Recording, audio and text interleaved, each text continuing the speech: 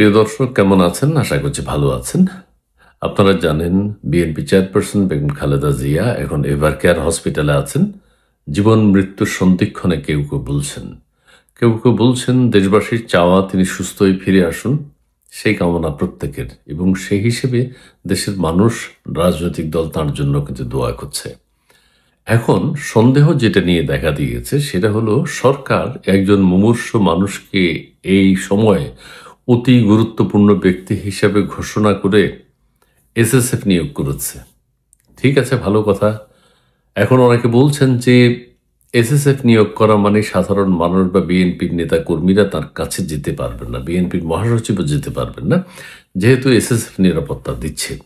সেই ক্ষেত্রে বেগম খালেদা জিয়ার প্রকৃত অবস্থা কি সেটি যাতে দেশবাসী জানতে না পারে, সেই জন্য সরকার এই পদক্ষেপ নিয়েছে। এটিকে অনেকে ভালো চোখে দেখছেন না, ষড়যন্ত্র হিসেবে দেখছেন। খালেদা জিয়ার অবস্থা, বেগম খালেদা জিয়ার স্বাস্থ্যগত অবস্থা যে কোনো বিশেষ মুহূর্তে সরকার সেটি জানাবে বলে আশঙ্কা করছেন অনেকে। আচ্ছা, আরেকটি বিষয় হচ্ছে যে -3 -2 কথা যেটি বলা হয়, তারেক রহমান, তারেক সাহেব বিদেশ থেকে আসতে পাচ্ছেন না। কেন আসতে পাচ্ছেন না? দেশবাসীর কাছে এখন পরিষ্কার। আগে বলা হতো বিগত সরকারের সময় যে আওয়ামী লীগ আসতে দিচ্ছে না বা তাকে নিয়ে এসে ফাঁসি দিবে, তাকে নিয়ে এসে বিচারের আওতায় নিয়ে আসবে, তা না। তারেক রহমান সাহেব ইচ্ছা করলে অনেক আগেই আসতে পারতেন, কিন্তু ইচ্ছা করছেন না। নানাবিধ সমস্যা তার আছে। সেই সমস্যাগুলো কি সেটি তিনিই জানেন। একটা হলো তিনি ব্রিটিশ নাগরিক, এখন সেখানে অ্যাসাইলাম নিয়েছেন। অ্যাসাইলামের একটা শর্ত হইল অ্যাসাইলাম অবস্থায় আপনি যে দেশ আপনার জন্য আশঙ্কাজনক, বিপজ্জনক, সেই দেশে আপনি যাবেন না, ভ্রমণ করতে পারেন না। সেইটা কি? নাকি বাংলাদেশে তার কোনো শত্রু আছে? বাংলাদেশে বলা হয় সেনাবাহিনীর ভিতর কেউ চান না তারেক রহমান দেশে আসুক, কেউ কেউ আবার বলেন জামাত ইসলামীও চায় না তিনি দেশে আসেন। কেউ কেউ বলছে আবার বিএনপির ভিতরেও কয়েকটা গ্রুপ আছে, তারাও চায় না তারেক রহমান সাহেব দেশে আসেন। না হলে তার মা বর্তমানে যে সিরিয়াস অবস্থা আছে, বেগম খালেদা জিয়া, এর আগেও অসুস্থ হয়েছেন, তারেক রহমান এই মুহূর্তে আসা উচিত। সরকার বলছে সরকারের পক্ষ থেকে কোনো বাধা নেই, তাহলে কেন তিনি আসছেন না? এখন বলা হচ্ছে যে -2, বেগম জিয়া অসুস্থ অবস্থা আছেন, তারেক জিয়া দেশের বাইরে, বিএনপি এক ধরনের মাইনাস, আওয়ামী লীগ মাইনাস, জাতীয় পার্টিকে মাইনাস করার চিন্তা ভাবনা হচ্ছে, নানান হুমকি দেওয়া হচ্ছে। জাতীয় পার্টিও যদি মাইনাস হয় তাহলে জামাত হইল সবচেয়ে বড় দল বাংলাদেশের, এবং তারা সেটাই চাচ্ছে। এবং আগামী নির্বাচন হবে কি হবে না এটা নিয়ে এখন আবার সন্দেহ দেখা দিচ্ছে। বেগম খালেদা জিয়া অসুস্থ অবস্থায় আছেন, সবাই সেটা নিয়ে এখন ভাবছে, কথা বলছে। আবার পিআর পদ্ধতি এবং গণভোটের যে বিষয়টি আছে, নির্বাচনের আগে গণভোট হতে হবে, জামাতে ইসলাম অলরেডি বলা বলে শুরু করেছে। আর আরেকটা বিষয় হচ্ছে জামাতে ইসলাম এই পর্যায়ে দেশে কোনো নির্বাচন চায় না। কেউ কেউ বলছেন কি কারণে চায় না? যে জামাত ইসলাম দেশে যদি নির্বাচন না হয়, দেশে যদি এখন নির্বাচন না হয়, জামাত ইসলামী ক্ষমতায় আছে, অলিখিতভাবে আছে, তাদের যে দাপট, তাদের যে অবস্থান দেশবাসী সেটা দেখতে পাচ্ছেন। কাজেই ধারণা করা হয় তাদের ভিতরে ভিতরে অন্তর্বর্তীকালীন সরকারের সাথে যে যোগসাজশ, তারা আন্ডারস্ট্যান্ডিং এর মাধ্যমে বাংলাদেশে আগামীতে যাতে নির্বাচন না হয় সহসা, সেই জিনিসটি চিন্তা করছেন। অন্তর্বর্তীকালীন সরকারও এখন আর নির্বাচনের কথা বলছে না। আচ্ছা, নির্বাচন কমিশন বলেছে ডিসেম্বরের প্রথম সপ্তাহে নির্বাচনের তারিখ ঘোষণা করা হবে, তফসিল ঘোষণা করা হবে। ফেব্রুয়ারির প্রথমার্ধে কোন সময় কোন দিন নির্বাচন হবে। নির্বাচন কমিশন এখন আবার বলছে ডিসেম্বরের মাঝামাঝি তারা সেটি ঘোষণা করবেন, অর্থাৎ দ্বিতীয় সপ্তাহে। এটি কিন্তু কি কারণে কেন পিছানো হলো, দেশবাসীর মধ্যে সন্দেহ দানা বাঁধছে।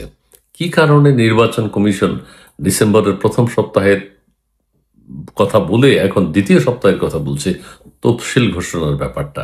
কাজে নির্বাচন নিয়ে যে আশঙ্কা আছে এটা দেশবাসী পরিষ্কার।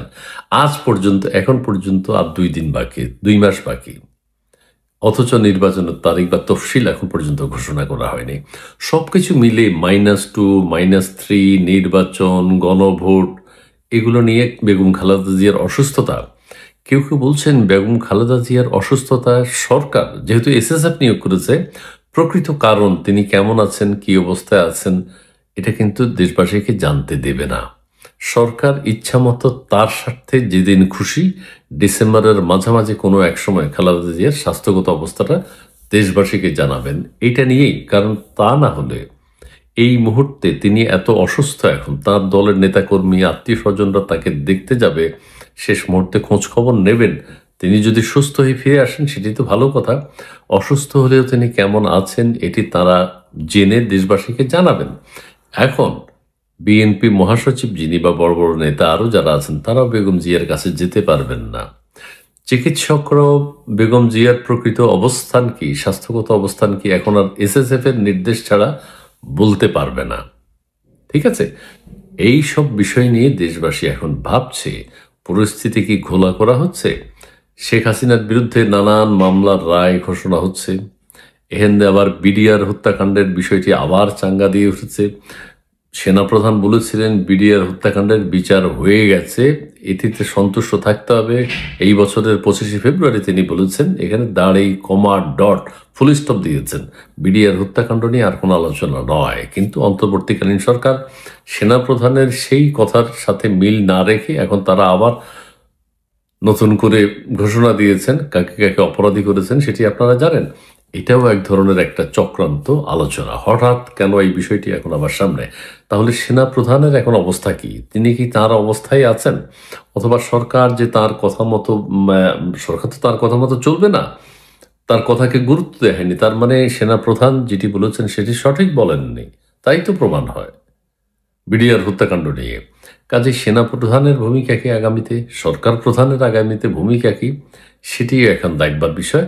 আরেকটি হচ্ছে সবশেষ কথা আবারও বলি, তারেক রহমান আসছেন না তার নিজের কারণেই, বেগম জিয়াকে বিদেশে নিচ্ছে না, এর আগে বলা হতো আওয়ামী লীগ নিতে দিচ্ছে না। আসলে প্রয়োজন হলে যাবেন।